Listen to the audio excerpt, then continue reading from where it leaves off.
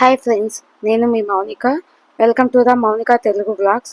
Friends, ఈరోజు రుచికరమైన పాస్తాను ఎలా తయారు చేద్దామో చూద్దామా ఫ్రెండ్స్. దీన్ని ఇంట్లో బ్రేక్ఫాస్ట్గా కానీ ఈవినింగ్ స్నాక్స్గా కానీ తినొచ్చు ఫ్రెండ్స్. సూపర్ టేస్టీగా ఉంటుంది ఫ్రెండ్స్. ముందుగా పాస్తా కావాల్సిన ఇంగ్రీడియంట్స్ వచ్చేసి ఒక కప్పు పాస్తా, ఒక కప్పు ఆనియన్స్, ఒక కప్పు బీన్స్, ఒక కప్పు టమోటా, ఒక కప్పు క్యారెట్, పిరికెడంత కరివేపాకు, 2 పచ్చిమిర్చి తీసుకోవాలి ఫ్రెండ్స్. తర్వాత ఒక బౌల్లో వాటర్ వేసుకోవాలి. ఒక 2 గ్లాసెస్ వాటర్ వేసుకొని కొద్దిగా ఉప్పు వేసుకొని పాస్తాని ఉడకబెట్టుకోవాలి ఫ్రెండ్స్. అంటే ఒక 60% ఉడికేంత వరకు పెట్టుకోవాలి. దాన్ని మనం వడకట్టుకోకూడదు ఫ్రెండ్స్, అలాగే పెట్టుకోవాలి. మీకు లాస్ట్లో ఎందుకు వడకట్టుకోకూడదో నేను చెప్తాను ఫ్రెండ్స్. అలాగే దాని పక్కనే ఒక బౌల్ పెట్టేసుకొని బౌల్లో ఒక 2 స్పూన్లు ఆయిల్ వేసుకోండి ఫ్రెండ్స్.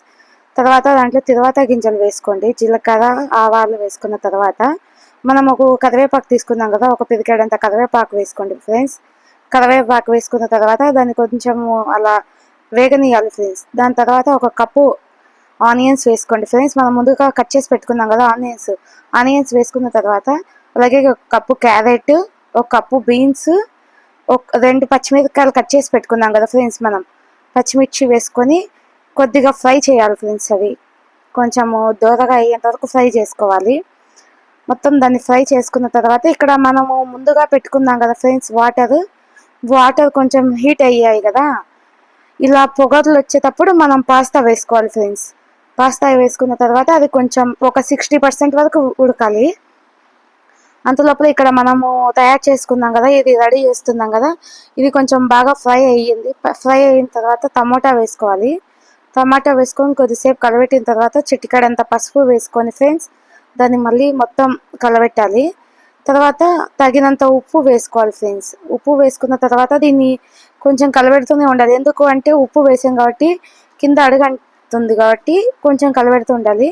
ఇది మొత్తం ఫ్రై అయింది అన్న తర్వాత మనం ముందుగా బాయిల్ చేసి పెట్టుకున్నాం కదా ఫ్రెండ్స్ 60% పాస్తా, దాన్ని వాటర్తో సహా దీంట్లో వేసుకోవాలి ఫ్రెండ్స్.